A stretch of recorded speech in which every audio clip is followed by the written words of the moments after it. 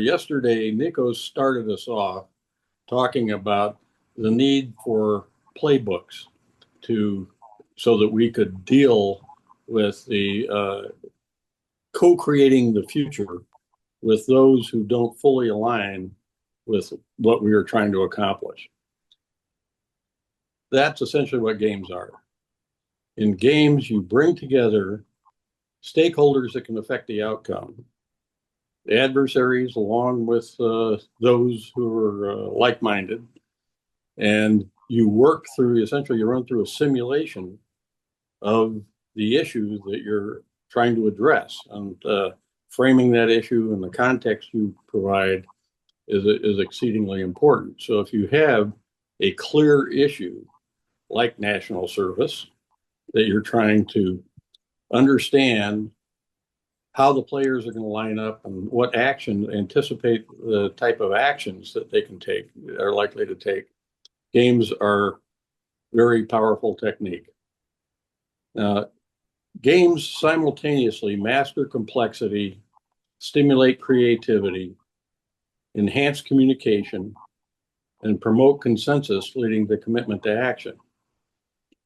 They do master complexity because even for people working on the same team, if you will, our organizations are so complex, we don't understand what other agencies are doing, what they can really bring to the table to accomplish something, and we further don't anticipate. Well, we tend to be optimistic about what we can accomplish without looking hard at what opposition is going to throw into the mix.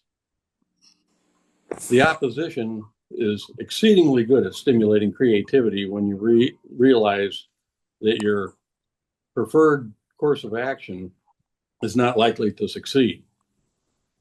Now, enhancing communication, we all have mental models of the ecosystem and the interactions in it.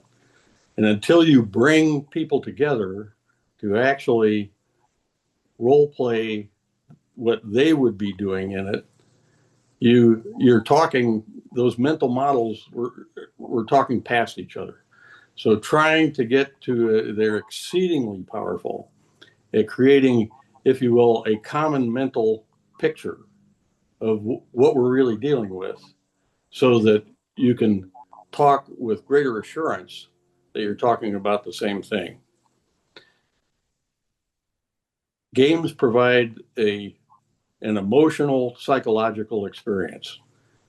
They provide experiential learning at a much deeper level than any amount of reading, lectures, etc. can provide, because people experience the situation that they're in. And that contributes, you bring that together with understanding better how the ecosystem works, having new ideas for how to accomplish what you're trying to do, and the understanding what you're talking about together, and that brings consensus that promotes a commitment to action.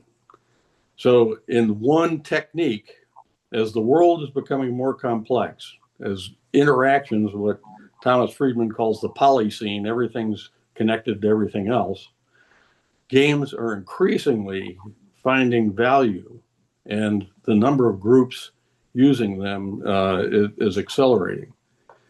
So we formed this group on policy games for strategy management. That's actually a title of a book by Duke and Gertz that has fantastic accounts of using games for everything from Margaret Thatcher's health system to railroads, to the Great Lakes, Canada and the US working together on policies for the Great Lakes.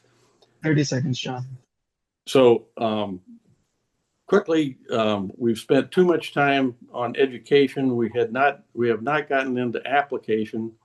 So our aim, Brock Doubles and I have been working on a project that will talk to the group. Brock has a game that will play with a group, but I encourage people to come and check this out and give us topics that we could actually turn into games. Let me stop there.